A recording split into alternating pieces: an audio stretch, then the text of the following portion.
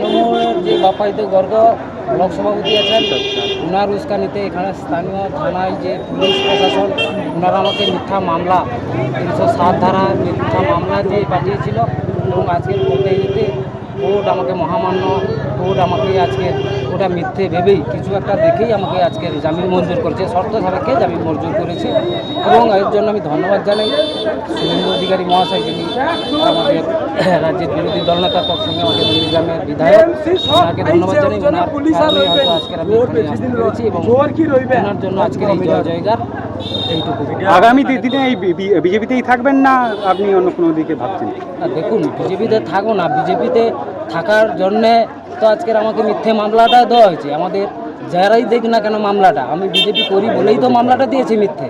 এটাই তো আমার কাছে একটা জীবনের যুদ্ধ হয়ে ওঠে দাঁড়িয়ে। আরো জোরদার ভাবে থাকবেন তাই তো? হ্যাঁ, এটা আমার কাছে যুদ্ধ, এক প্রকারের যুদ্ধ। আমার নামে কেন মিথ্যে মামলা দেওয়া হলো?